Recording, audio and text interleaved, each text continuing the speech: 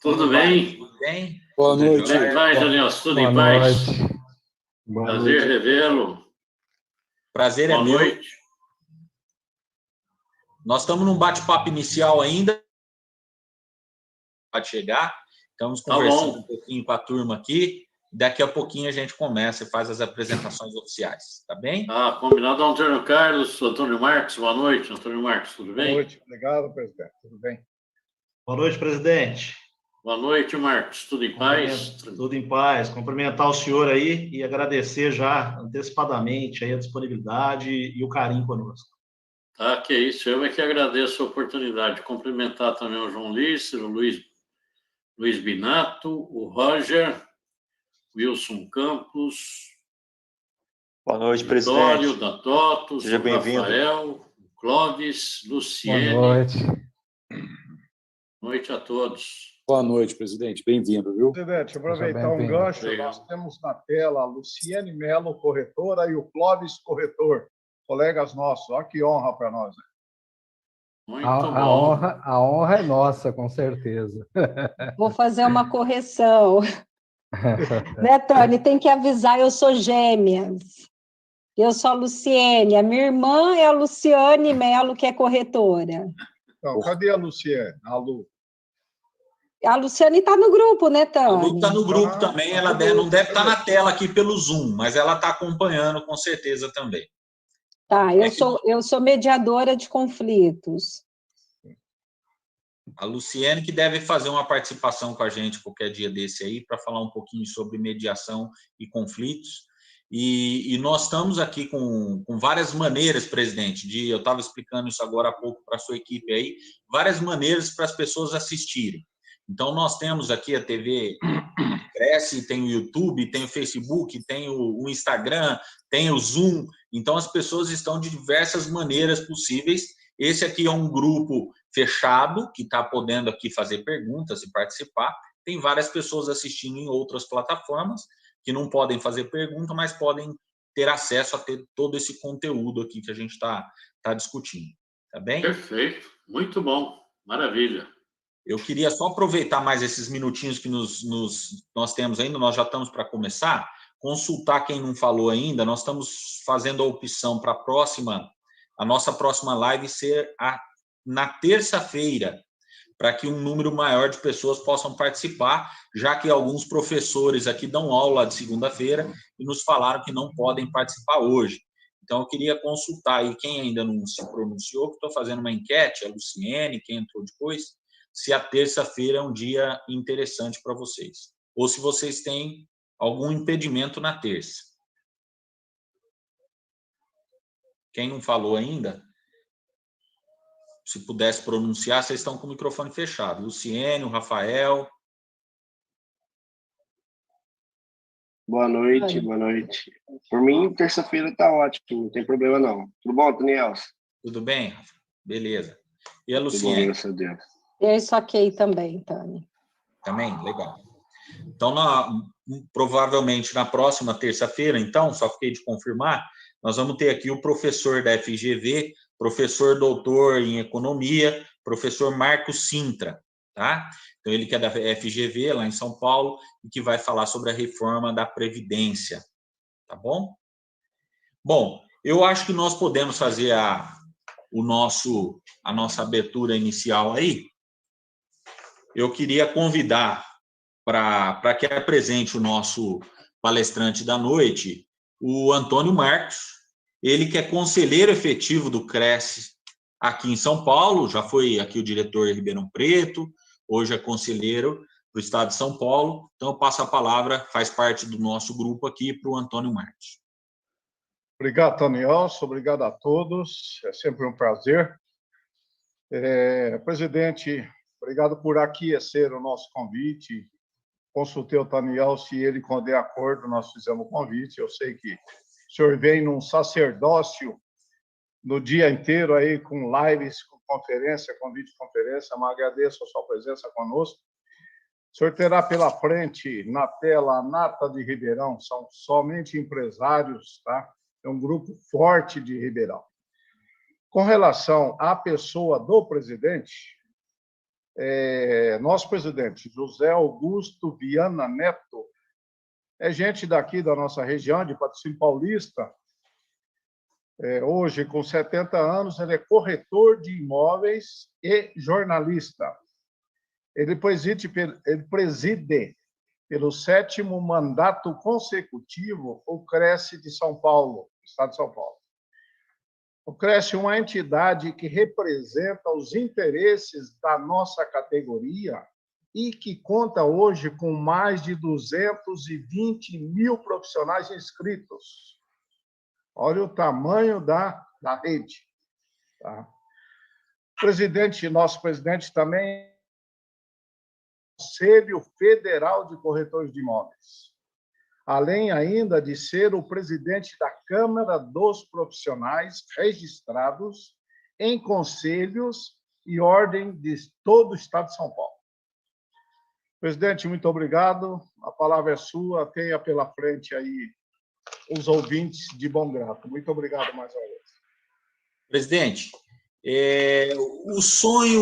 o imóvel é um sonho de consumo. A casa própria, famosa casa própria que tanto tem demanda no Brasil ainda.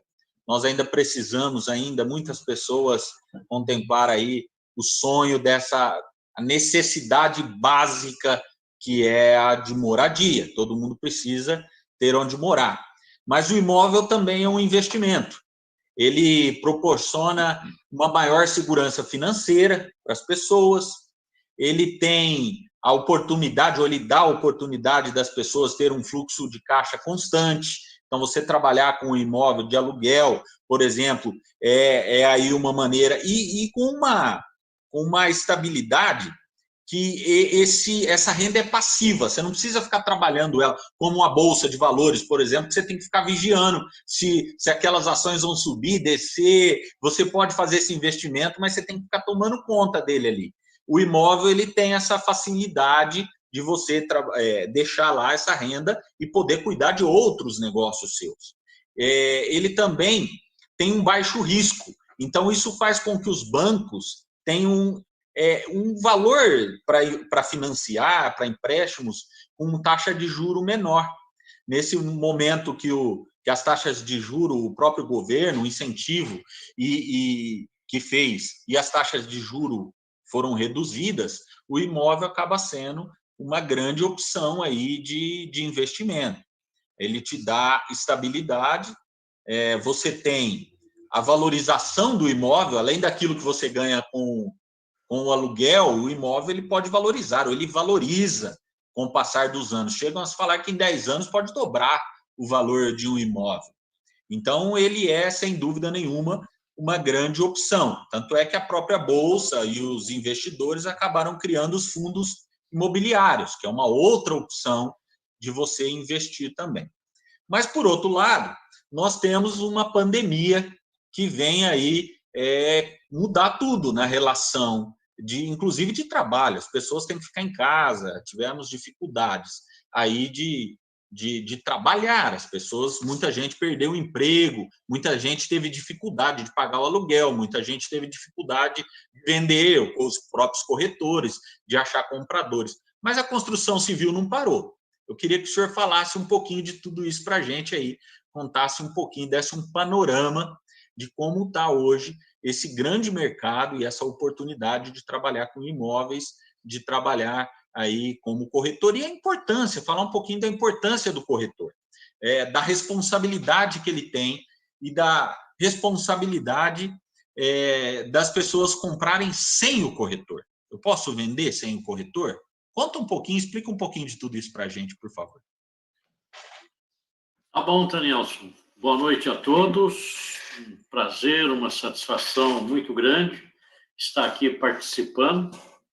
Era Informações, Dicas e Negócios, né? Isso o nome do grupo, né? Agradeço o convite e todo o trabalho feito aí para que possibilitasse esse momento. E quero dizer, Danielson, que essa questão aí, tudo que você se referiu, mencionou, é uma grande realidade, né? O mercado imobiliário, como qualquer outro setor da sociedade passa por um problema, lógico. A pandemia nos pegou a todos, mas o mercado imobiliário, ele, por questões próprias, né, acaba tendo um diferencial que trouxe privilégio para o segmento. A partir do momento que nós tivemos aí esta redução nas taxas de juros, a diminuição na frequência dos negócios fez com que a Bolsa de Valores estagnasse. Tudo isso fez com que o mercado imobiliário chamasse atenção. Muito embora a produção tenha, num determinado momento, lá em 2019, já dado sinais de que estava havendo desaceleração, e em 2020, a partir de fevereiro, nota-se uma queda brusca na produção e fez daí que os imóveis usados cumprisse o principal papel nesse mercado todo. Aí o mercado imobiliário manteve-se muito aquecido, ao ponto de nós conferirmos aí nos balanços dos bancos recordes de financiamentos imobiliários nesse período da pandemia. E mostrou-se também muito útil na recuperação da economia, na manutenção e funcionamento de inúmeras empresas que vivem orbitando aí no entorno da construção. Porque quando se constrói uma propriedade imobiliária, movimenta-se uma série de indústrias que é impressionante.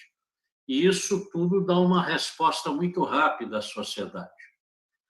Quando investe-se recurso, eu vou mencionar, mas, por favor, não pensem em preconceito ou qualquer coisa assim, porque hoje em dia, ainda bem que a Luciene está aí, especialista em mediação, até sugeri para ela fazer mediação nas redes sociais. Seria um exercício legal, né? Hoje está bom, porque só tem briga em redes sociais. Mas você investe um determinado recurso no setor de turismo, por exemplo. O retorno desse recurso investido em turismo, ele começa a dar os primeiros sinais 6 meses depois, em 1 ano melhor, e ele vai dar os resultados mesmo daqui a 2 anos. Isso é um exemplo. Você investe no setor automobilístico, ele vai de 6 meses a 1 ano para dar a resposta. Agora, investe no setor de construção, a resposta é em 30 dias, porque começa o projeto, começa as fundações, e isso já vai movimentando dinheiro, vai movimentando indústrias. Lembro-me que, num determinado período, me parece que foi em 2012, nós tivemos uma crise aí do cimento que não chegava nos prédios. Aí as produtoras de cimento, não, nós temos cimento, o que não tem é caminhão para levar o cimento. Aí as fábricas de caminhão brigaram, falaram, não, a culpa não é nossa, porque caminhão tem, o que não tem é pneu. E aí ficou um empurrando para o outro a culpa do cimento não chegar lá na obra. E, na realidade, não tinha cimento, não tinha pneu, não tinha caminhão, e se tivesse tudo isso, não tinha estrada para passar o que estava precisando. Então, o Brasil é assim, né? Ele tem esse fenômeno de que o crescimento zero para o Brasil é um crescimento que não causa traumas. O trauma vai ser futuro, porque deixou de crescer. Mas 1% de crescimento na nossa economia já gera uma série de transtornos fora do comum, porque não há uma infraestrutura adequada para suportar qualquer tipo de crescimento. Então, nós temos esse problema que é muito grave. Mas, desculpa sair do assunto, e vamos retornar aqui na propriedade imobiliária. Então, a propriedade imobiliária tem mesmo essa característica, Daniel, que você falou, é um negócio conservador, a renda não é tão alta quanto em outros investimentos, e uma questão que é importantíssimo que se diga, o mercado imobiliário não é para amadores. Eu não tenho coragem de investir na Bolsa porque eu não entendo nada de Bolsa. Então, eu precisaria contratar alguém que entendesse lá da Bolsa para eu investir. E eu vejo muita gente entrando no mercado imobiliário sem a menor experiência e se aventurando em fazer negócios imobiliários. E é uma coisa muito perigosa, porque a locação, né? Vamos entrar no mercado imobiliário para ter renda na área de locação. Tudo bem, mas será que o imóvel que você está comprando ele é adequado para lhe dar um bom retorno, um percentual adequado ao dinheiro que foi investido? Então, o cidadão vai com, olha, comprei uma cobertura maravilhosa e por uma pichincha, ela vale 3 milhões e eu paguei 2, e agora eu vou alugar. E vem aquela ideia de que o aluguel é 0,5% do valor do imóvel. Mas ele esquece de ver que o condomínio daquela cobertura é R$8.000 por mês. O IPTU daquela cobertura, 2.000. E ele não vai conseguir os 10 mil para pagar as despesas numa eventual locação, como lá no Botafogo, lá no Rio de Janeiro, está assim. Lá na Barra, no Rio de Janeiro, está assim. Inúmeros apartamentos luxuosos que foram entregues para locatários para manutenção apenas da propriedade imobiliária. E eles que paguem aluguel, paguem o condomínio e IPTU. Então, são imóveis que não dão renda nenhuma. E se brincar, o prejuízo é grande. Não é brincadeira. É diferente daquele que fala, olha, eu vou comprar, eu tenho 2 milhões, eu vou comprar, então, 10 apartamentos de um dormitório. Esse, sim, ele vai conseguir 0,5% de locação, vai ter o seu dinheiro pulverizado em várias propriedades imobiliárias. Diferente daquele que compra uma loja comercial num ponto bem localizado, onde tem a certeza de que o aluguel será sempre valorizado e ele terá condições de ter um locatário adequado. Então, se aquele locatário, naquela única propriedade, deixa de lhe pagar o aluguel, ele está 100% sem renda naquele momento. Se ele tem 10 pequenas propriedades imobiliárias, se um deixa de pagar, o outro está pagando e assim vai virando. Apesar de que, evidentemente, tem que ter alguém para administrar, porque senão acaba dando muito trabalho também. Mas é um mercado empolgante, mas, como eu disse, Danielson, não é para amadores. Eu vejo, às vezes, profissionais bem-sucedidos em outras áreas se aventurando a fazer negócio imobiliário com o objetivo de lucro. E é um negócio muito sério, aquilo que você disse, da avaliação, da valorização que acontece. A valorização também é um outro problema sério no mercado imobiliário. A maioria das pessoas festejam a valorização imobiliária como algo positivo. Evidentemente, para aqueles que têm na propriedade imobiliária o objetivo do lucro, do dinheiro, isso é muito bom. Quanto mais valorizar, mais eu vou ter meu capital aumentado. Só que a valorização imobiliária ela é um inimigo grande da sociedade, porque ela é muito excludente. A valorização ela exclui a possibilidade de aquisição do imóvel muitas pessoas, porque realmente é uma coisa difícil. Poucos são os setores da sociedade que têm valorização que possam acompanhar o mercado imobiliário. Vamos ver agora, recente, atual, a crise atual que passamos, das locações.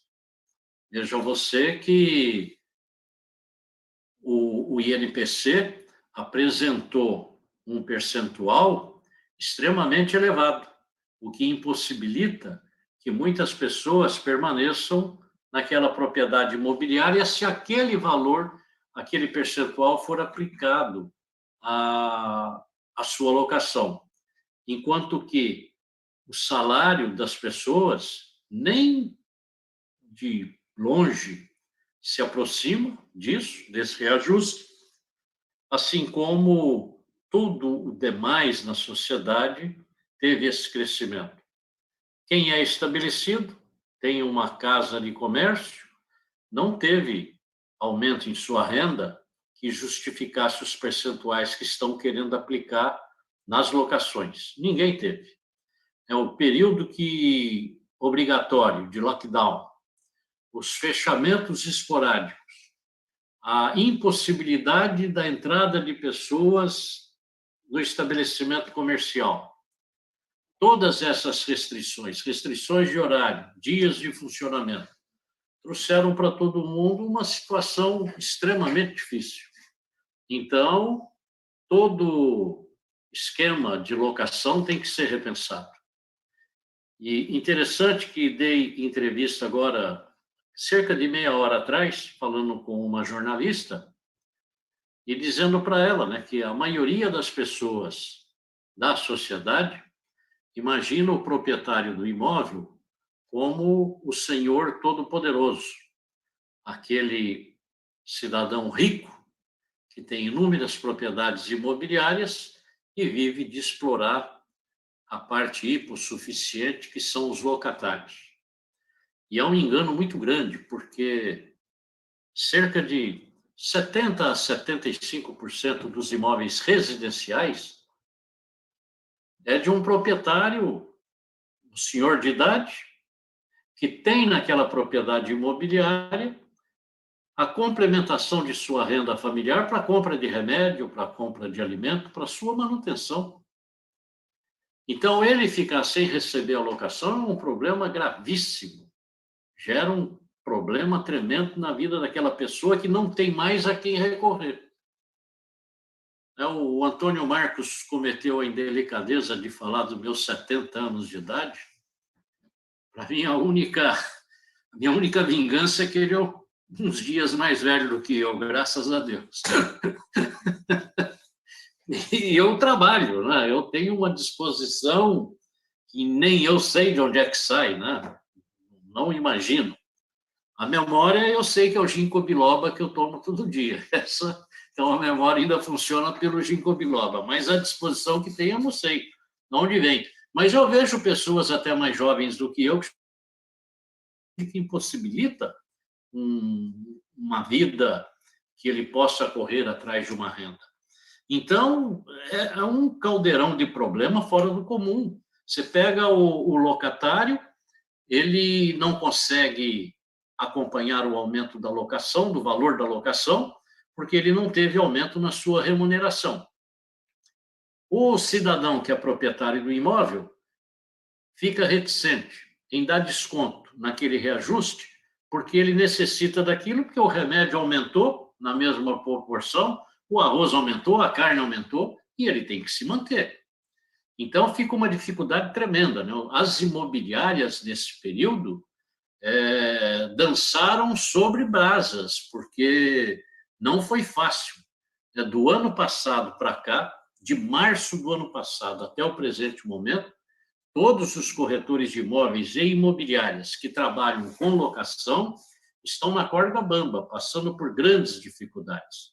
No meu escritório mesmo, aqui na Praia Grande, nós tivemos inúmeros imóveis que foram devolvidos pelos locatários e não foi pelo aumento que estava se aplicando, não, absolutamente, é porque não tinham mais condições de continuar pagando aquilo que pagavam, porque não tiveram o retorno que deveriam ter lá dentro de suas atividades profissionais.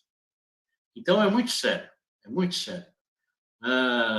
As pessoas têm que fazer malabarismo para conseguir sobreviver. Eu tenho aqui locatários, proprietários de restaurantes que estão totalmente desorientados, sem saber para onde ir. E o receio ainda de eventuais providências futuras, de novos lockdowns e tal, trazem uma insegurança tremenda. Mas, de qualquer forma, a propriedade imobiliária é ainda, no momento, e pelo Estado brasileiro, nota-se nitidamente por todas as medidas que são tomadas no âmbito do governo federal, que o mercado imobiliário foi escolhido como um dos principais pilares de sustentação da economia nacional, porque nota-se que já de alguns anos para cá, e mais agora recentemente, todas as medidas que são tomadas são no sentido de que o mercado imobiliário possa impulsionar a economia. Então, nós que estamos envolvidos nesse mercado no momento, evidente que estamos passando por um bom momento. Há aqueles que passam por dificuldades, até porque não têm condições de acompanhar a evolução da tecnologia que nos obriga, nesse momento, a seguirmos. Então, aquele que não está acompanhando a tecnologia, com certeza está tendo dificuldade.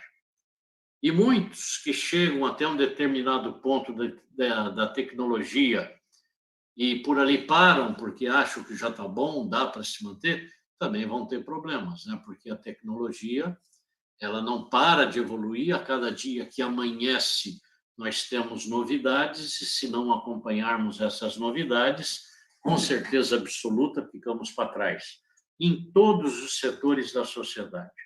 Então, hoje, a matéria principal para todo empresário é tecnologia.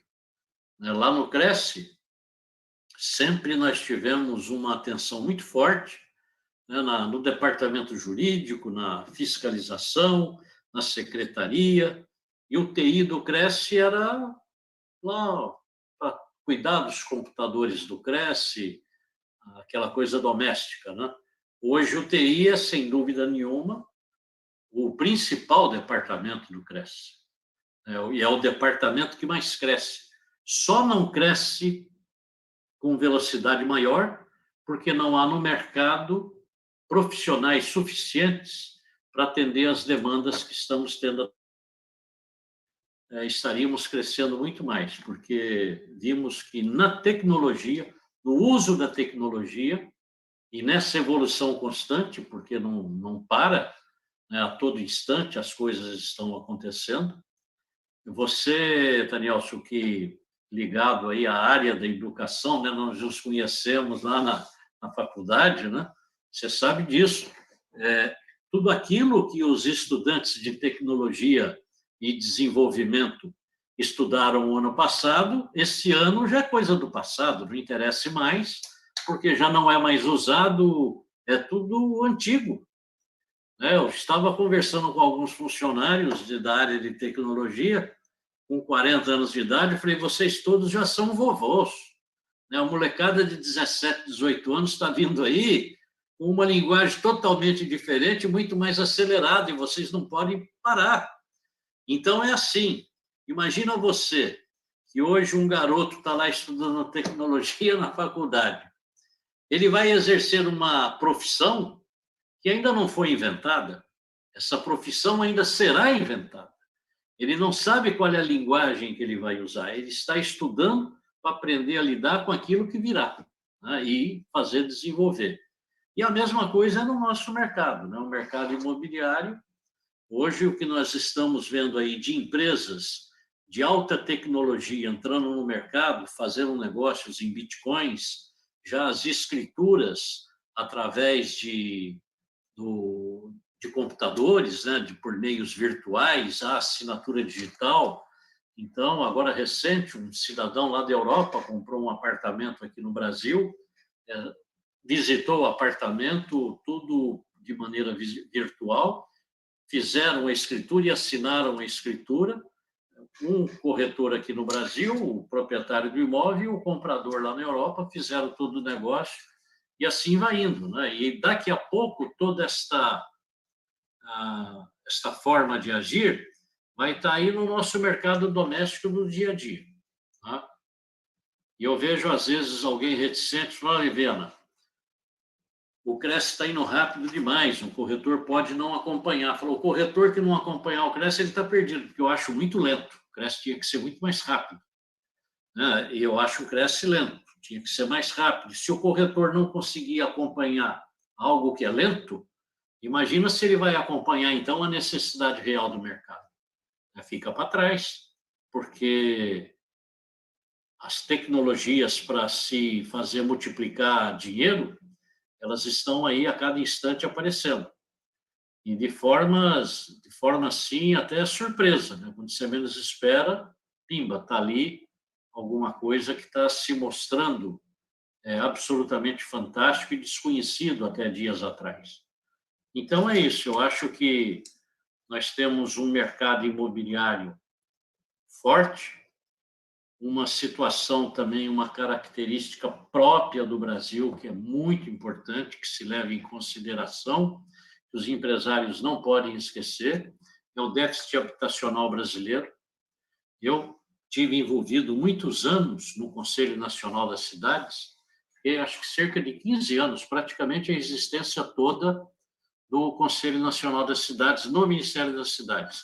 Participei como delegado ali, ativamente, de grupos de trabalho, passando por todas aquelas fantásticas transformações que foi no campo do financiamento imobiliário, nas tecnologias construtivas, e vi a coisa assim se multiplicar com uma velocidade tremenda.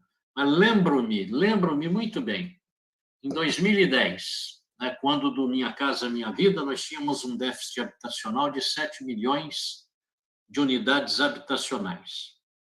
4 anos depois de ter investido lá bilhões e bilhões e todas as construtoras do Brasil investindo lá no Minha Casa Minha Vida, nós chegamos em 2014, quando houve aquela retração, tínhamos diminuído o déficit habitacional em 1.200.000 unidades. Estávamos ainda deficitários, com 5.800.000. Então, veja você, todo esse trabalho que foi feito em torno do mercado imobiliário reduziu em apenas 1.200.000 o número de unidades deficitárias. E o que aconteceu?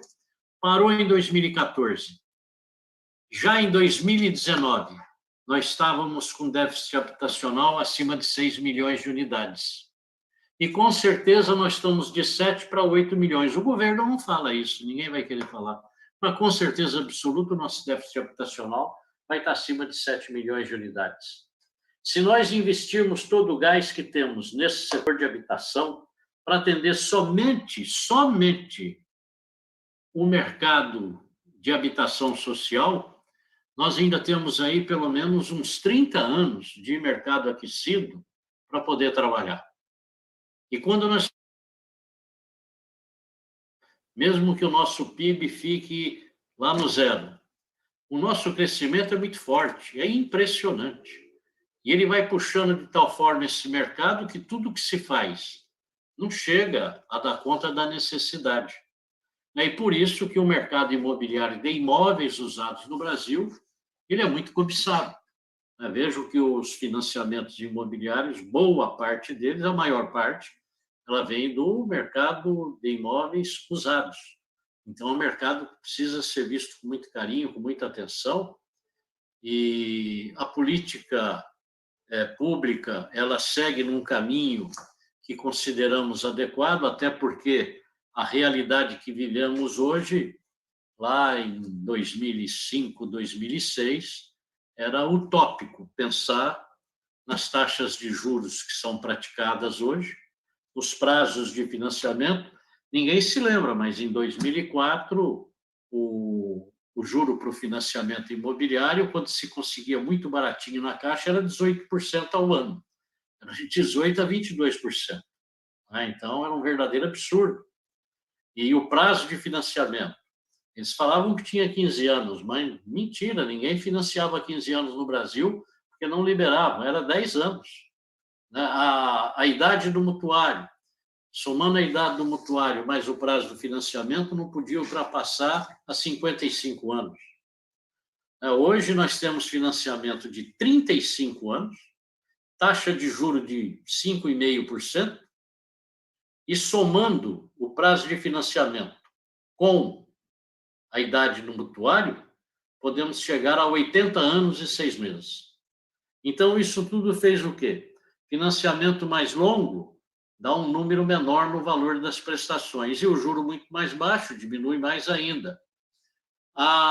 O problema da alienação fiduciária, que antes não era permitido, só a alienação fiduciária colaborou para que o juro baixasse bastante, e hoje o Brasil tem papéis, os títulos imobiliários, de financiamento imobiliário do Brasil, são os títulos mais valiosos do mundo, porque a inadimplência no Brasil ela é baixíssima. É inacreditável, né? Como é baixa a inadimplência do financiamento imobiliário no Brasil. Isso dá uma robustez no nosso papel fora do comum, né? E que ele fica com uma credibilidade tremenda, e todo banco quer vir emprestar no Brasil. E com isso o mercado fica nessa estabilidade crescente, sempre. Difícil determinado momento em que se vê retração no mercado imobiliário. Mas, como eu disse, não é um mercado para amadores, é um mercado para profissionais, pessoas que vivem nele intensamente, as 24 horas do dia, os 7 dias da semana, os 365 dias do ano, porque uma piscada perde-se dinheiro.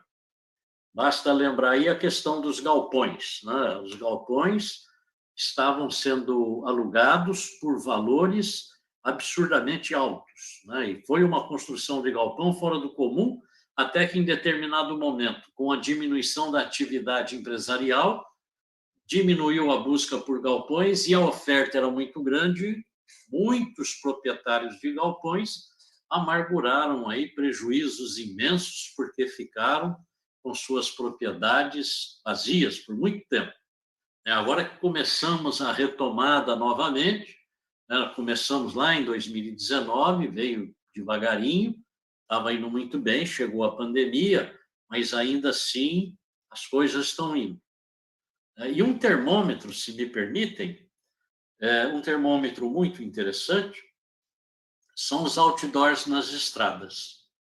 Então, quer ver se a situação está boa? Passe e vê se tem outdoor disponível. Se tiver disponível, é porque a coisa está feia. Qualquer coisinha, os outdoors estão tudo ocupados, né? E o Cresce, como aluga outdoor, eu sei bem disso pelas licitações que fazemos, a dificuldade que é para poder conseguir um preço adequado em determinadas posições. Mas, né, chega de conversa, né? Não, Deus tá me ótimo. livre. Não, mas olha aí, Presidente. 35 minutos já. Tá ótimo. Presidente, até insistindo um pouquinho aí nesse papo, o Dásio Vasconcelos, que é um grande investidor aqui de Ribeirão Preto, mandou a pergunta aqui para a gente, ele está nos assistindo em outra plataforma, e ele mandou aqui que o IGPM realmente, para correção, foi elevado nos últimos 12 meses, mas o material da construção civil subiu demais da conta. Então, ele pergunta se ainda vale a pena a construção para vender, para alugar, ou se vale a pena vender e aplicar o dinheiro aí no CDB, CDI, conforme ele colocou aqui. Ele queria um pouco da sua opinião disso. Olha, eu vou te dizer uma coisa, eu sou meio aquele caipirão, sabe? Eu nasci em Patrocínio Paulista, aí na região de Ribeirão, né? Eu nasci em Patrocínio Paulista, e aí você fica de olho no que o vizinho está fazendo para ver como é que faz as coisas, né? Eu acho que investir para locação é perigoso, mas é bom. Sabe por que é bom? Você pega as maiores construtoras do Brasil, elas estão parando de vender e estão construindo para alugar. Você pega as 3 maiores do Brasil, estão parando de vender, criaram uma startup e estão mexendo só com locação. E vão construir somente para locação, e residencial, hein? Não é comercial, é uma outra estrutura. Então, quando você vê essas empresas direcionando para esse lado, é porque deve ser bom. E ainda hoje eu conversava com um jornalista falando a respeito desse assunto.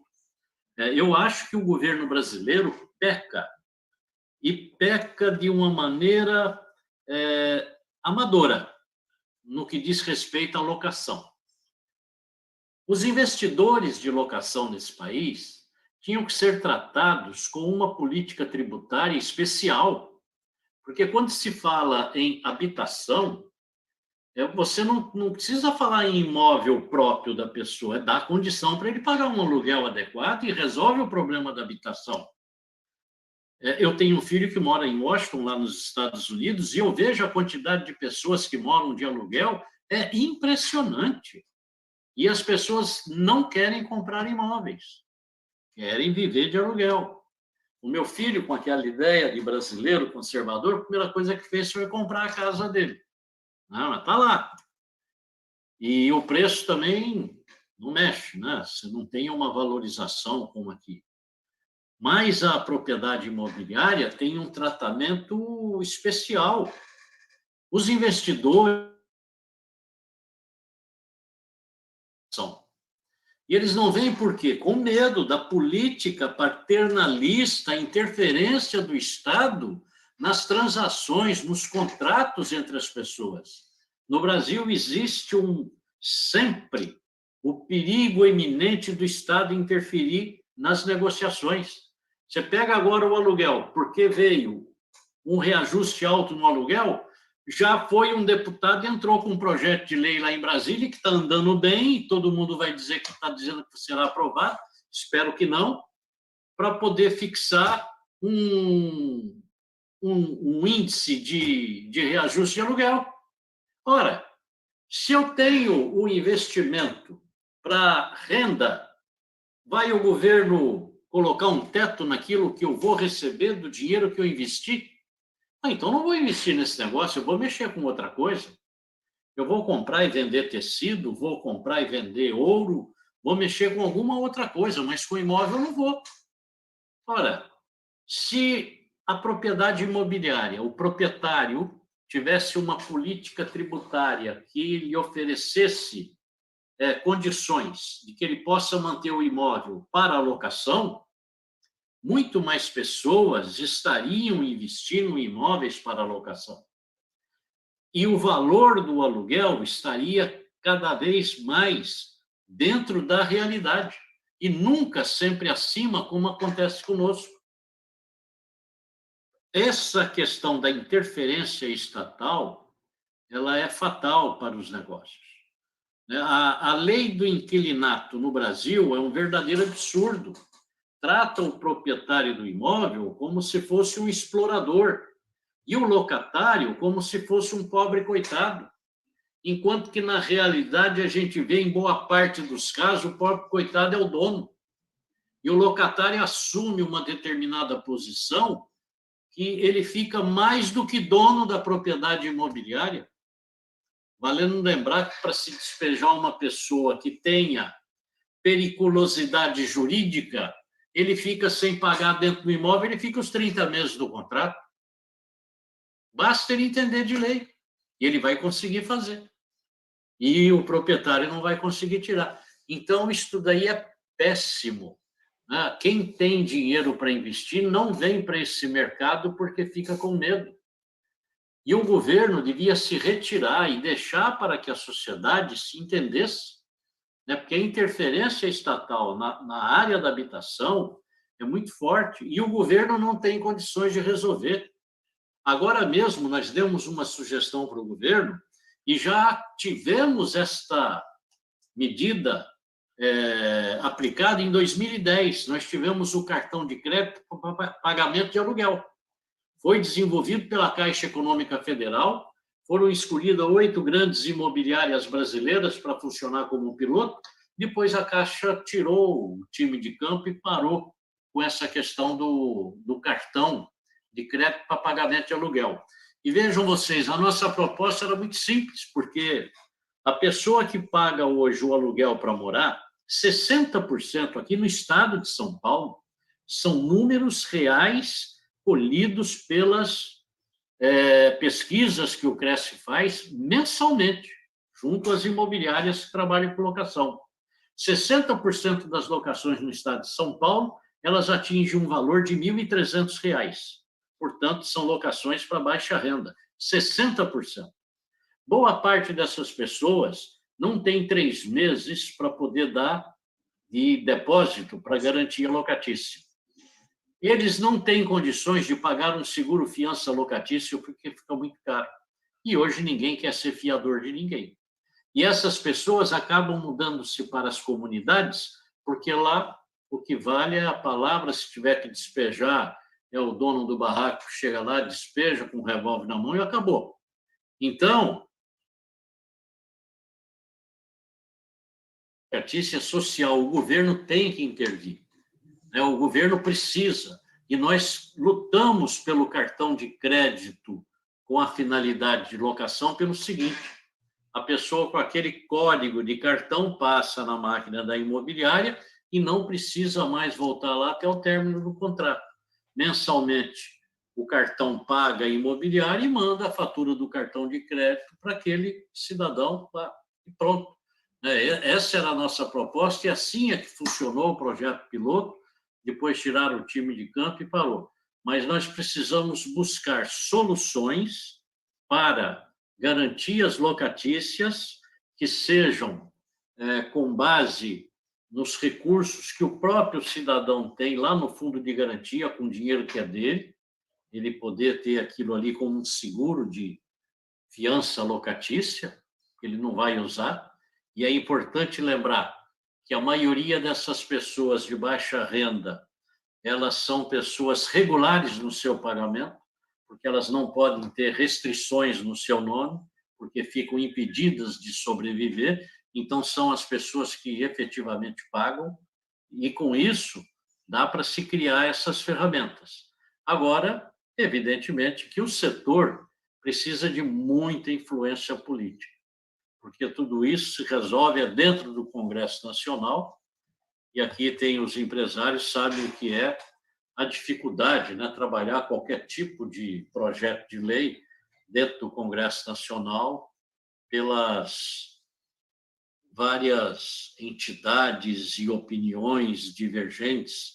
É tudo muito difícil, né? Mas é por lá que tem que ser. Maravilha. O presidente, eu queria passar a palavra para o arquiteto Roger Osso, ele que se inscreveu aqui também para fazer uma pergunta. Boa noite, presidente. Obrigado pela presença. Boa noite. Fantásticas as colocações que o senhor vem fazendo para nós. No início, o senhor falou um pouco da importância do mercado imobiliário no nosso país, né? A gente sabe que eu sou atuante no ramo da construção civil. A gente sabe que a construção civil, ela atualmente, em média, representa mais de 6% do PIB nacional. E a gente tem também, que não é um PIB, a gente está falando de um PIB de mais de 7 trilhões aí o ano passado, e só o mercado imobiliário, ele movimenta por ano, em média, os números que a gente acompanha, mais de 170 bilhões por ano, só o mercado imobiliário. E a gente teve agora na pandemia uma grande mudança nos modos de morar, devido a essa situação, essa crise, né, sanitária mundial, e também nos modos de trabalhar, os modos de morar e trabalhar mudaram também, né, diante dessa pandemia.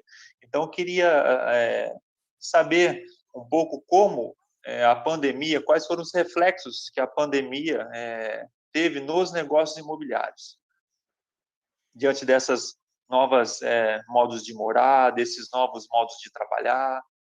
Bom, Roger, uma coisa é certa, por exemplo, procurar uma casa para alugar. Ninguém vai encontrar.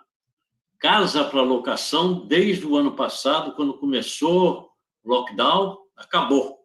Porque acendeu em todo mundo a vontade de morar para uma casa, porque eu vou ter que ficar em casa, preciso de um quintal para a criançada, preciso pelo menos de um recuo lateral para ter um sol aqui dentro, alguma coisa, porque não dá para ficar preso no apartamento. Casa virou uma mercadoria raríssima. Na locação não existe, né? Não existe.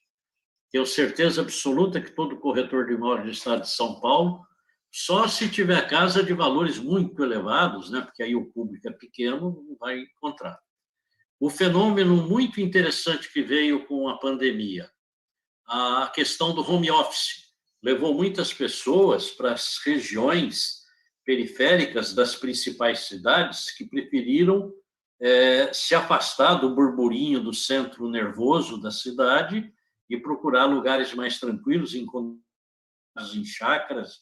Isso foi uma realidade registrada aí a todo momento. Os apartamentos mesmo, muita gente passou para apartamentos maiores, vendeu o seu menor e passou para o maior. Então, a frequência de negócios imobiliários foi muito grande. A pandemia trouxe para o mercado imobiliário um aquecimento fora do comum. me parece que quando todos se viram presos dentro de casa, conseguiram encontrar uma necessidade que até então não tinham para poder continuar vivendo bem. E aí tiveram que se movimentar. Então, eu acredito que esteja aí a questão por essa crise sanitária. E acredito que ela trouxe também uma outra vertente, a questão da locação. Muita gente percebeu que não há necessidade de ser dono do imóvel para poder se viver bem. Alugou um imóvel lá num lugar mais tranquilo, aluga dele lá na cidade para outro e consegue administrar essa questão. Então, a visão da locação, ela veio muito mais forte. E acredito que, a partir de agora, nós vamos ter muito mais locadores do que tínhamos até então. Justamente pela mobilidade que representa na transferência de uma pessoa de um local para o outro no seu trabalho. Um outro fenômeno muito importante também que se constata, a questão do home office. Muitas empresas jamais imaginavam um dia na vida que seus funcionários estivessem trabalhando em casa. E hoje elas já nem imaginam mais o funcionário voltando para trabalhar presencialmente, nem quer. Né? Vai ter que arranjar solução, mas não me volte aqui, pelo amor de Deus. A questão das locações corporativas também vai ser um outro problema a ser resolvido, porque a locação não residencial ela acabou sofrendo as consequências de forma trágica, percebe-se nitidamente. Um outro fenômeno que eu achei muito interessante, vi primeiro acontecer nos Estados Unidos, em razão lá do meu filho, pessoas que estavam morando numa determinada cidade e receberam autorização da empresa para que, se quisessem mudar daquela cidade, poderiam mudar, inclusive de estado. E agora estão acertando a questão tributária para permitir que a pessoa possa mudar do país. Vê que interessante? Então, a pessoa trabalha em Washington, mas mora na Polônia, mora no Brasil, enfim, no país que ele julgar mais adequado. Estão tentando resolver a questão de tributação do salário. Aqui no Brasil, eu já percebo que muitas empresas estão também liberando os funcionários na questão da sua residência sem cidade estranha àquela em que a empresa está estabelecida. Lá no Cresce mesmo, nós tivemos essa experiência e estamos pensando também muito seriamente. Há funcionários que querem mudar para Brasília, para Minas Gerais. Nós não estamos permitindo ainda porque, aqui entre nós, né, uma coisa meio maluca de se pensar, uma autarquia federal, você ter esse tipo de contraprestação. Mas, pela movimentação que vejo no Ministério Público, com essa nova realidade. Então, isto tudo é uma coisa muito interessante. Considero-me privilegiado, Roger. Eu estou com 70 anos de idade. Então, eu vivi muita coisa. Nasci em Patrocínio Paulista, numa cidade, numa época que não existia ainda o asfalto urbano. De Patrocínio Paulista a São Paulo, nós vínhamos na estrada de terra até Campinas. De Campinas para São Paulo tinha uma pista simples, asfaltada. Nem era asfalto, era cimento. A tecnologia do asfalto não era usada.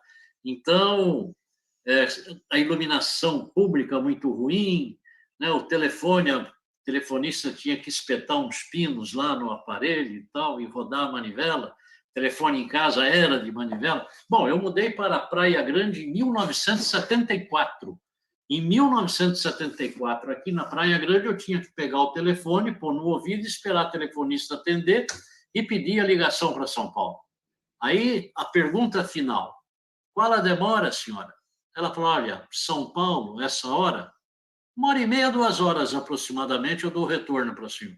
E aí eu aguardava 1h30, 2 horas para receber o meu telefone aqui, para eu conversar com a pessoa lá em São Paulo. Aí ela, quando me ligava, dizia o seguinte: olha, já tentei 3 vezes, só dá ocupado. E aí fazer o quê? Então, essa era a vida, né? E hoje nós estamos aqui conversando com pessoas de várias localidades. Toda quarta-feira eu tenho uma reunião no Cresce às 5h30 da tarde, das 5h30 às 6h. Nós reunimos corretores de imóveis de todo o Brasil e, às vezes, chegam do exterior, entra lá para bater papo, conversa, bate o papo, cai fora, com toda essa facilidade, né? Eu chego no meu escritório aqui, diariamente, 7h30, 8h da manhã. Eu ligo o meu link lá no Meet, né? Um link como esse, e fico com a tela ligada. E quem quer falar comigo, só entrar na tela. Eu distribuo o meu link para todo mundo. Então, quer conversar, clica no link, vamos bater papo, vamos conversar, olho no olho, rapidamente, sem ter que marcar hora, sem nada, né? Então, é assim. Presidente, eu acho que é uma... Oi, pois nós não? temos várias perguntas ainda. Eu vou pedir para o senhor ser um pouquinho mais conciso nas próximas para a gente conseguir por conta do horário. E, ainda nessa área que o senhor já está falando aí de tecnologia, queria passar a palavra para o Hernandes, que o senhor já completa, ele falando um pouquinho, ele que é da área de tecnologia aqui. Então, o Hernandes Guedes, por favor. Boa noite, senhor presidente. Boa noite a todos. É um prazer fazer parte desse grupo. Senhor presidente, o senhor citou sobre a digitalização dos processos de apresentação e vendas, né, dos imóveis, que, acelerado pela pandemia, deve se tornar tendência. Nessa linha, como que o senhor enxerga o uso da realidade virtual e dos tours virtuais na vida profissional do corretor de imóveis? Bom, Hernandes, eu acho que, sem dúvida nenhuma, tem tudo a ver, extremamente útil e necessário. No passado, quando um cliente vinha aqui na minha cidade para ver um apartamento, eu saía com o cliente e visitávamos 15, 20 imóveis, 25 imóveis, para ele comprar um ou nenhum, né? Hoje, quando um cliente chega aqui no meu escritório, ele jamais virá para ver mais do que 3 imóveis, jamais. Muito difícil, ou 2, mas a maioria só aquele que já viu pela internet veio para fechar negócio com aquele. Vai lá visitar só para constatar a realidade dos fatos e pimba, e vamos fazer negócio. E a realidade virtual, ela vai, sem dúvida nenhuma, colaborar demais, né? Você vê o tour virtual dentro da propriedade imobiliária, foi de uma utilidade fora do comum. Ainda é caro, né? Não são todos que podem fazê-lo. A tecnologia ainda tem um preço alto e é acessível a um grupo menor de pessoas, de empresários. Mas ela vai, a cada dia que passa, popularizando, né? Daniel, eu vou parar por aqui, senão também ninguém me segura, hein? Muito obrigado, presidente. Obrigado, eu não sei até que hora que o senhor pode ir aí. Se tiver mais uns minutinhos para a gente, eu gostaria depois... O Clóvis tem uma pergunta também, ele que é corretor. Por favor, Clóvis Dias. Tá bom. Tudo bem? Boa noite, presidente. Boa noite, Clóvis. Me sinto hoje um privilegiado, né? Estar aqui participando e estar com colegas ilustres, né? E vou me esforçar para estar com essa disposição sua e do Antônio Marcos quando chegar nos 70. Eu já tenho 60. Que não é fácil acompanhar o Antônio Marcos, não, viu? A minha pergunta, parte dela o senhor já respondeu, parte dela. Eu vou puxar um pouquinho a sardinha para minha brasa. Então, eu queria saber o que o senhor pensa, presidente, o que é para que o profissional possa exercer a sua atividade com mais tranquilidade? Essa é uma pergunta. Mas você diz no mercado imobiliário, Clóvis? Sim, é um profissional do mercado imobiliário. Já está praticamente respondido, porque assim falou em home office, INCC, o tour virtual agora do Hernandes, né? E teria mais alguma coisa nesse mercado para tornar a nossa profissão mais salutar do que ela já é? Porque eu me sinto privilegiado, como eu falei. Bom, Clóvis, acompanhar a tecnologia é uma necessidade, uma obrigação e uma necessidade, senão você fica fora do mercado num prazo muito curto de tempo. Uma das melhores receitas para sucesso né, no mercado imobiliário é seriedade e honestidade.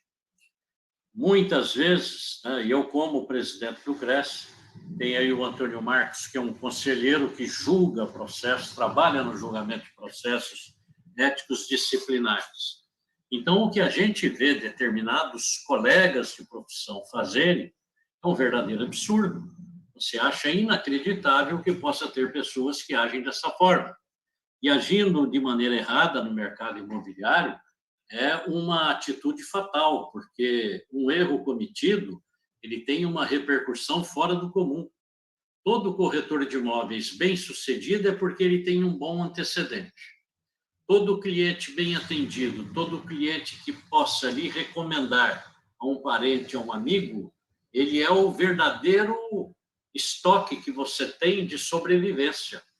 O corretor tem que trabalhar no sentido de formar uma carteira de clientes que possam lhe indicar a pessoas conhecidas, porque daí é que vem a sua grande propriedade, é esse banco de dados. Porque o corretor de imóveis que faz o negócio com vistas à remuneração que irá receber por conta daquele negócio que ele está fazendo, sem se preocupar com os detalhes que sejam importantes para o seu cliente e que darão efeito ao longo da vida daquele cliente, esse corretor está fadado ao fracasso. O dinheiro tem que ser uma consequência de um bem produzido a alguém. O corretor deve fazer jus à sua remuneração se houve um resultado útil e se esse resultado útil realmente é um resultado que vai produzir benefícios para aquelas pessoas envolvidas. Muita gente pensa, não, eu vou vender esse imóvel, na hora que ele for registrar, ele vai encontrar esse probleminha, depois a gente resolve. Uma verbação e uma certidão de casamento no consulado da Noruega, vai lá. A gente deixa para falar. O corretor que faz isso, ele está perdido, porque um trauma causado a um cliente, numa pesquisa feita por uma rede hoteleira nos Estados Unidos, deu conta o seguinte resultado. Um cliente bem atendido, ele lhe traz para o hotel 3 novos clientes. Um cliente que sai do teu hotel aborrecido, ele impede que 7 novos clientes venham ao seu hotel. Uma conta fácil, né, de se fazer. Você vê, então, os resultados positivos são muito fracos diante do resultado negativo. E ainda assim tem gente que age de maneira errada, infelizmente, né? Então, aliada à alta tecnologia, à percepção de negócio, à necessidade do cliente, tá? A honestidade do corretor, a seriedade.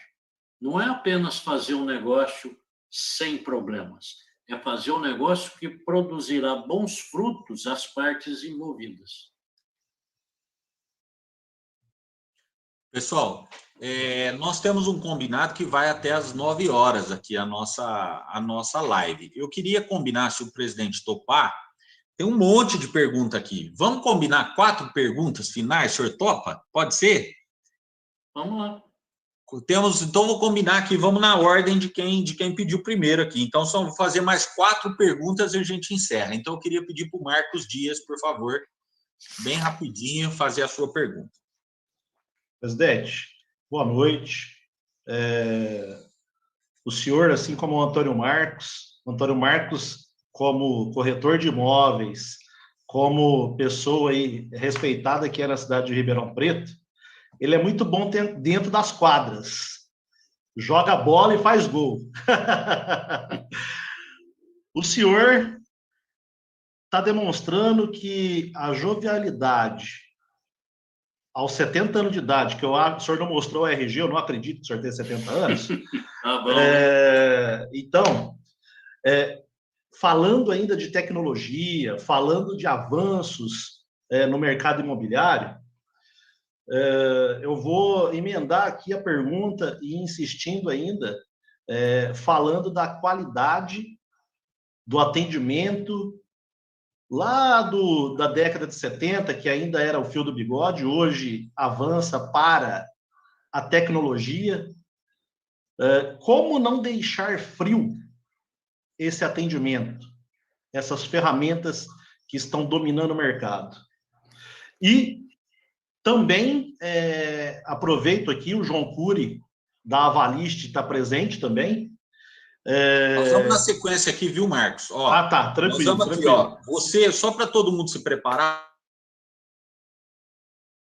Luciene, depois certo. O Dr. João Lister e o João Cury encerra, tá bom? Certo, então, perfeito, então. Então, eu queria...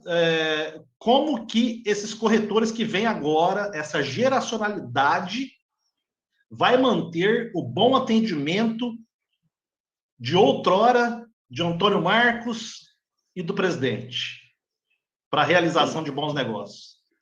Bom, deixa eu te falar uma coisa, Marcos. Obrigado pela pergunta. Eu, nos anos 70, fui vendedor de livro na Abril Cultural. Muita gente não conhece a Abril Cultural, porque é uma empresa que diminuiu muito de tamanho, né? Eu vendia livros, né? Então, vendia o Médico da Família, Saúde e Família, a Bíblia, nossa, coisa de louco. E vendedor de livro é uma coisa danada, tem que ter uma conversa tremenda. E foi uma das melhores coisas que me aconteceu na vida, foi ficar lá um ano na Abril Cultural. Eu aprendi a técnica de lidar com as pessoas, conhecer as pessoas, como saber aquilo que interessa para a pessoa na vida, né? E dali buscar a solução no que ela procura contigo. Eu aprendi a fazer amizades. E é uma coisa impressionante, a partir do momento que você se dedica a querer bem as pessoas e a conhecê-las, quando você quebra a frieza da tecnologia. Então, é assim, quando você faz um negócio, anota a data na sua agenda, né, o que lhe custa daqui um ano, completou um ano aquela transação, você ligar para o cidadão, alô, doutor Mário, aqui é o Viano, corretor de imóveis na Praia Grande, estou telefonando para lhe dar os parabéns. Parabéns por quê? Parabéns por aquele negócio que nós fizemos, o senhor lembra? O senhor comprou um apartamento aqui, hoje é o dia que está fazendo um ano.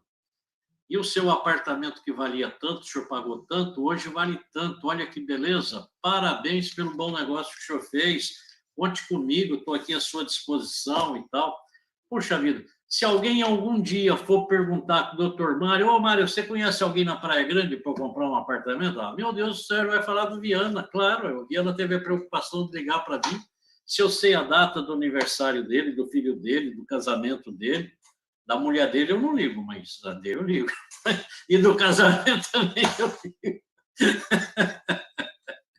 Então... Sensacional, muito bem respondido. São coisinhas miúdas que não custam nada, são de graça, não gasta dinheiro, não gasta nada, e você fica linkado emocionalmente com essas pessoas. É isso aí. Cada cliente é um amigo, né? Maravilha. Relacionamento é tudo, né? Vamos passar, então, para a Luciene Mello, por favor.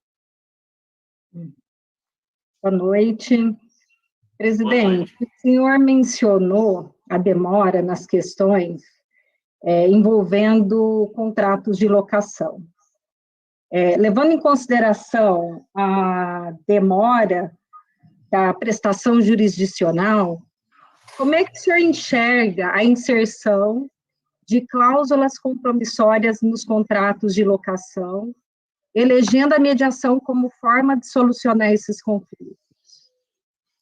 Pois é, Luciane. Vou puxar a sardinha para o meu lado, óbvio, também. Não, né? Mas olha, você faz muito bem, e eu vou te dizer uma coisa, eu sou o maior defensor da cláusula compromissória para usar as conciliações, a mediação como solução de conflitos. Eu trabalho há 10 anos, se você ver, teve um ano inteirinho em que todas as minhas palestras eu insisti para que as pessoas colocassem no seu contrato a cláusula compromissória. Eu não entendo o porquê que a categoria dos corretores de imóveis já não tem isso adotado como prática. É um verdadeiro absurdo. Eles preferem ficar perdendo o fórum nessa justiça antiga e lenta que só causa prejuízo ao contrário de resolver pela mediação, que é tira e queda, pronto, está resolvido. Eu não acredito. Aqui em Santos, né, cidade vizinha aqui de Praia Grande, a mediação tem um valor fora do comum, porque tem o Porto de Santos. E no Porto, nada é resolvido no fórum da cidade, esquece. É tudo resolvido por empresas de mediação que têm caráter internacional, inclusive. Um dia, um navio parado ali no porto é 300 mil reais, 500 mil reais. Como é que eu vou ficar parado lá esperando o juiz marcar audiência para daqui a 15 dias? Ora, qualquer problema eu tenho que resolver na mediação e é hoje, amanhã eu não posso mais estar aqui com esse navio. Né? Então, e a mediação se mostrou útil e de solução verdadeira. E até hoje eu vejo com dificuldade. Todas as vezes que se fala em mediação, o pessoal torce o nariz. Eu acredito, Luciano, que o grande problema da mediação, ela foi criada lá em 1997, se não me falha a memória. Eu fiz o curso de mediador e conciliador naquela época, no TASP, no Tribunal... Puxa vida, esqueci agora o nome, mas é de um advogado, do Celso. Eu fiz o curso lá, no TASP. E foi muito interessante. Eu achei que ia pegar, que ia ser uma maravilha. E de lá para cá, o que aconteceu? Nos 5 anos subsequentes, até 2002, acho que até 2004, houve muita falcatrua nas mediações. Houve um verdadeiro absurdo. E mediadores estavam se passando por juízes, fizeram até carteirinha, uma coisa ridícula. Né? E isso trouxe uma visão muito negativa até que a legislação fosse alterada, o CNJ olhasse com mais atenção. Hoje, a mediação ela é um instituto altamente confiável e que dá solução verdadeira. Hoje ela é respeitada e confiável, inclusive pelos magistrados. Então, eu acredito que o trauma causado às pessoas naquela época, as pessoas de boa-fé, trouxe uma visão muito negativa, que agora começa a se dissipar, mas com muita dificuldade. Né? É aquela tal história, conquistar um cliente é uma coisa. Agora, reconquistar um cliente que foi embora, o trabalho é dobrado. Né? Mas eu tenho ainda muita esperança de que a conciliação e a mediação serão presentes em todos os contratos, com certeza. Está fechado o microfone, Tanielson. Daniel, sem microfone aí. Ótimo. Doutor João Lister, então, para a penúltima pergunta. Boa noite, presidente. Tudo bem? Tudo. O senhor colocou uma gama tão grande de informações nessa sua exposição que dá vontade de fazer, não uma pergunta, mas diversas questões. Mas como nós temos que nos limitar a uma, eu queria retomar um pouco a questão da economia. E o senhor nos disse o seguinte, olha, que o setor da economia do imobiliário, ele dá uma resposta muito rápida. Em 30 dias, ele já envolve outros setores da economia e faz a economia girar, né? E essa economia, no nosso histórico recente, nós temos um marcador que o senhor já pontuou aí, que é exatamente o evento Minha Casa Minha Vida, né? 7 milhões baixou para 1 milhão. Quer dizer, o volume de negócios foi estrondoso, né? Diríamos anos dourados, né? E mercado imobiliário e construção civil são irmãos gêmeos nessa questão toda. E nós, que não somos investidores, digamos assim, diretos, muitos de nós que não somos investidores diretos no setor, no mercado imobiliário, também nos beneficiamos, exatamente por essa lógica, nos beneficiamos dessa economia que o senhor nos relatou. E nós estamos muito ávidos para que essa economia volte a ser pujante. Então, eu perguntaria ao senhor, né, o senhor vê um ponto futuro aonde essa economia do mercado imobiliário e da construção civil vai retomar ao nível do que foi anteriormente com um programa da dimensão do Minha Casa Minha Vida? Eu acredito que sim e muito mais, não resta a menor sombra de dúvida.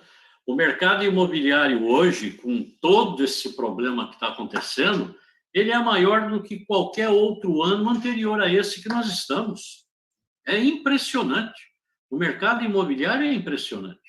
Ele tem hoje uma frequência de negócios superior a qualquer outro ano anterior ao que estamos. Então, esse aquecimento, ele virá, e virá de forma muito expressiva. Agora, nós temos um problema muito sério, João. E aí eu digo até para você o seguinte, que não compensa, e digo isso por convicção pessoal, hein? Muitas pessoas irão criticar. Vocês vão trazer aqui o meu amigo e corretor de imóveis, Marcos Sintra, para bater um papo com ele, né? O Marcos Sintra é corretor de imóveis há muitos anos e é meu amigo pessoal também há muitos anos. Admiro demais o Marcos Sintra. Mas eu vou dizer uma coisa: o Brasil não pode crescer.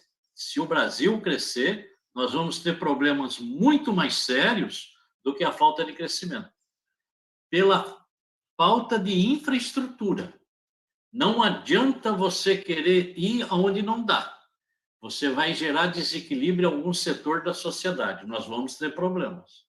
Então, eu acho que é igual beber água quando está morrendo de sede no deserto. Tem que primeiro molhar a boca, depois dar umas gotinhas e vai indo até que possa beber um copo d'água. Porque se beber um copo d'água, morre. E assim é a nossa economia. Se a economia crescer para valer como todo mundo quer, ora, falam aí, a China cresceu no primeiro trimestre, parece que 6%, né, no primeiro trimestre. Imagina só, o Brasil, se crescer 6% em um ano, vai faltar tudo. Vai virar uma balbúrdia, a inflação vai arrebentar, porque vai haver procura de muita coisa que não vai se encontrar e o preço vai estourar, Deus me livre. Então, eu acho que cautela e caldo de galinha não faz mal para ninguém. E não acredito, mesmo tendo 70 anos de idade, que eu esteja sendo conservador com esta forma de pensar. Mas eu gostaria, Daniel, se você fizesse essa pergunta para o Marcos Sintra, para ver o que ele vai dizer. E me manda um e-mail, que eu quero assistir a entrevista do Marcos Sintra também. Eu faço questão de ver lá no YouTube a entrevista dele. O Legal. Marcos Sintra, o sonho dele é o imposto único, né? Ele vem lutando por isso desde a Constituição de 1988. E ele quase conseguiu no governo do Bolsonaro. Agora, aquela birrinha do Bolsonaro de não criar um novo imposto, ele perdeu a oportunidade. E o Marcos Sintra, ainda conversei com ele depois que ele saiu do governo. Falei, e aí, professor, como é que estão as coisas? Ele falou, Viana, o Guedes me disse o seguinte, que eu vou ter mais condições de ajudar o governo fora do governo do que lá dentro do governo. E esse imposto, eu acredito que o Guedes vai colocar. E você vê que está aí toda hora, vem ou não vem, vai ou não vai, né? Mas pergunte para o Marcos Sintra, como é que o Brasil faz para crescer 3% ao ano? O Brasil suporta esse crescimento? Eu, particularmente, acho que não. Faz já algum tempo que eu não viajo, mas eu gosto muito de viajar e de automóvel. Puxa vida, você sai do estado de São Paulo, poucas são as estradas que você consegue andar, pouquíssimas. A maioria não tem condições de tráfego, são péssimas. O Brasil sucateou a rede ferroviária, hoje tem que ser tudo por caminhão. O Brasil desprezou o transporte hidroviário, não evoluiu, e ficou tudo no caminhão. E no caminhão não dá para fazer um país desenvolver em cima de roda de caminhão e queimando óleo diesel, e pagando frete a preço que está. Não compensa para o motorista e para o empresário, é um verdadeiro absurdo. Eu vejo lá da Fiesp, e participo lá do Deconcid na Fiesp, vejo a dificuldade que é para os empresários da área de mineração poder transportar minério. Que dificuldade! O Ministério Público fica em cima, ninguém consegue fazer nada. Um controle externo fora do comum. uma dificuldade. Então, eu acho, João, que se coisa em torno aí de 1%, 1,5%, e colocando as manguinhas de fora devagarinho, eu acho que o Brasil vai ser uma grande nação. Temos uma economia que atravessou a tudo, que é crises políticas piores do que a que nós vivemos nos últimos 5 anos, é verdadeiramente impossível, né? E atravessamos tudo, a economia está aí, pegando fogo. Tá? Sabe que o Bolsonaro teve aqui no meu escritório uma oportunidade. O irmão dele era daqui da minha cidade e capitão aqui na Fortaleza de Itaipu. E eu o convidei para ele ser candidato a vereador e ele largou a farda e veio para ser candidato a vereador no meu partido, que eu presidia aqui, um partido político, e trouxe ele para o partido. Aí o Bolsonaro achou que ia ter trambique e o irmão não ia ter a legenda. Então ele veio aqui na Praia Grande conversar comigo e fiz amizade com o Bolsonaro. E, pô, uma amizade pessoal, independente de político, qualquer coisa, ele era de outro partido.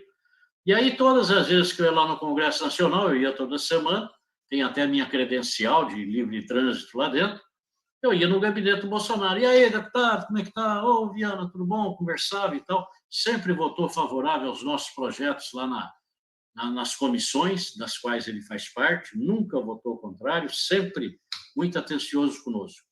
Mas eu acho que ele, como presidente, ele foi muito agressivo, né? Eu acho que política tem que ser... Bom, eu sou assim, tem que ser mais moderado, né? Conversar. Né? Conversar, ter paciência, engolir sapo, isso daí faz parte da vida. Não, tem gente que não é assim. Ainda o irmão do Bolsonaro está aqui, no Vale do Ribeira, encontrei com ele recente, batendo papo, está muito satisfeito. Então, eu vejo o Brasil... independente da política e dos políticos, uma economia muito forte. E percebo nitidamente que boa parte dos empresários brasileiros, muita gente que produz, resolveu se afastar um pouco da política e começaram a trabalhar. E eu acho que é por isso que nós temos uma política tão pujante, porque temos empresários interessados em trabalhar, produzir riquezas, ganhar dinheiro, gerar emprego, renda, independente da política e do que esteja acontecendo na política. Porque em qualquer outro país do mundo, as crises políticas pelas quais nós passamos teria levado a problemas muito sérios. E aqui no Brasil não foi. Você vê que, no pior da história, nós estamos vivendo um bom momento da economia. Opinião pessoal não tem nada de política, hein? Pelo amor de Deus. E vamos, então, para a última pergunta, depois nós vamos para o nosso encerramento, então, passar para o João Cury a palavra. Boa noite, presidente. Boa noite, João. Eu trabalho com garantia de fiança locatícia digital através de cartão de crédito. Eu queria saber da opinião do senhor, se o senhor acredita que essa tecnologia veio para ficar e que em breve não teremos mais a figura do fiador e muito menos a garantia do cheque calção. Ó, João, depois se você puder mandar um e-mail desse tipo de garantia que você trabalha, eu gostaria de conhecer. Avalie. Interessante. Interessante. Mas eu acho que o seguro fiança locatícia, eu acho que ele já cumpriu o papel que tinha para cumprir. Ele é muito caro. Conversei uma vez com o pessoal do Porto Seguro, escrevi um artigo para o jornal, eles me procuraram, contestando que não era tão caro como eu disse, mas pesa no bolso das pessoas, pesa muito. Fiador é uma figura praticamente extinta. Em 2002, aproximadamente, as pesquisas do Cresce demonstravam que cerca de 80% a 85% dos contratos de locações feitos no estado de São Paulo era garantia locatícia, era fiador. Hoje, o fiador representa cerca de 25%. E o depósito já superou. Hoje, o depósito de 3 meses é o campeão. Entrando lá no site do Cresce, você vai ver. E, muitas vezes, em segundo lugar, tem vindo aí o seguro-fiança. Então, uma garantia aí com base em crédito, cartão de crédito, que fique mais barato, com certeza tem tudo para funcionar e dar certo. Eu acho que quanto menor o custo da garantia, maior o sucesso ela vai ter, porque ninguém mais se sente confortável, né, em ser fiador de alguém, mesmo sendo da mesma família. E o fiador, a cada dia que passa, ele está diminuindo o percentual dele na participação dos contratos de locação. E o seguro-fiança caro como não tem jeito. E tanto é que os contratos sem garantia nenhuma têm crescido um pouco, muito pouco, porque também ninguém confia na justiça, infelizmente. E realmente não dá o resultado que esperaríamos que fosse, né? De sair com rapidez. Enquanto a Luciene não dominar o mercado aí das mediações, as cláusulas compromissórias, nós não vamos ter... Viu, João? Obrigado. Agora, se a Luciene quer muito sucesso, o negócio vai mal. Olha aí, Com certeza. Presidente, queria agradecer demais a sua participação. Acho que foi um prazer para todo mundo esse bate-papo. Foi muito leve, muito gostoso, foi muito enriquecedor. Ficou com um gostinho de quero mais aí. Nós já passamos 23 minutos do nosso horário combinado. Eu agradeço a sua atenção nessa segunda-feira à noite aí. Queria agradecer muito a sua equipe, o pessoal da TV Cresce, passou também aí nosso bate-papo de hoje, o Silvio, assessor da presidência, todo mundo que contribuiu para que isso acontecesse. Agradecer aqui o nosso membro do nosso grupo aqui, o Antônio Marcos, ele que é conselheiro estadual do Cresce e que fez a ponte aí, então agradecer demais também esse apoio dele sempre. A nossa equipe de curadoria dessas palestras aqui, desses bate-papos nas lives, o Luiz Binato, que tem toda a tecnologia, que está vem nos ajudando demais aí, que vai ser um dos futuros também que vão apresentar aqui para a gente tudo isso que ele faz aí. O Marcos Dias, o Carlos Marculino e o Antônio Marques, que eu já falei. Agradecer o Aguinaldo, que já está preparando aí junto com o professor doutor, esse economista, que agora fiquei sabendo que também é corretor, o Marcos Sintra, que vem falar sobre previdência. Aí já fica a dica aí para o pessoal que nós estamos combinando fazer uma terça-feira, viu, Aguinaldo? Levar para ele essa informação. Nós vamos fazer o teste da terça-feira, porque vários membros aqui do IDN são professores, dão aula de segunda, ou tem aula de segunda. Então, a gente vai fazer um teste aí de fazer essa próxima palestra, essa próxima live numa terça-feira.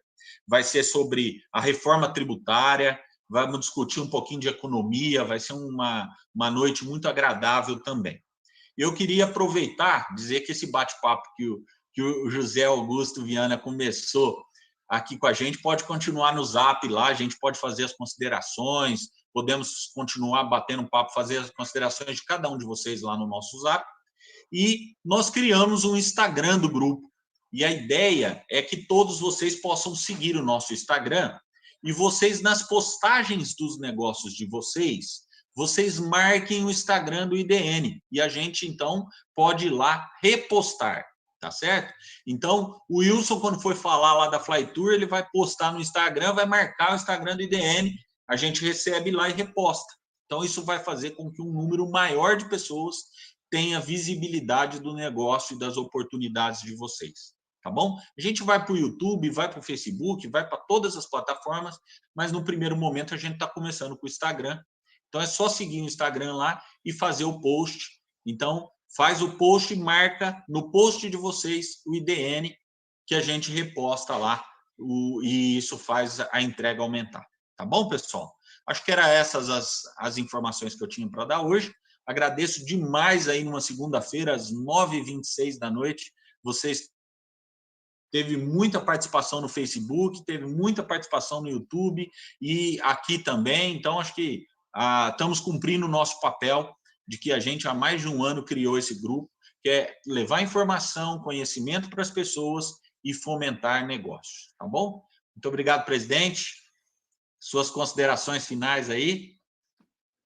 Bom, só tenho que agradecer a todos vocês a paciência que tiveram me ouvir, agradecer a oportunidade de poder falar, expressar as nossas ideias e ponto de vista sempre é muito prazeroso para nós mesmos, né? A gente tem satisfação em defender aquelas teses e, de alguma forma, poder aguçar aí a curiosidade e o raciocínio das demais pessoas, fazer, às vezes, pensar por uma vertente diferente daquela que enxergava até então, para poder criar um debate interno em cada um e, com isso, a gente possa evoluir, não é verdade? Concordar, ninguém é obrigado a concordar, mas pensar e discutir consigo mesmo deve ser muito interessante e acaba chegando num resultado legal aí que pode trazer a satisfação que cada um procura, não é verdade? Um abraço, muito obrigado. Viu? Queria Obrigado quebrar o protocolo aqui, abrir as câmeras e uma salva de palmas para o presidente que ele merece. Tá bom. Isso aí. Obrigado, pessoal. Um abraço. Tchau, Antônio Marcos. Tchau, tchau. Um abraço. Boa noite. Tchau. Boa noite. Um abraço. Obrigado.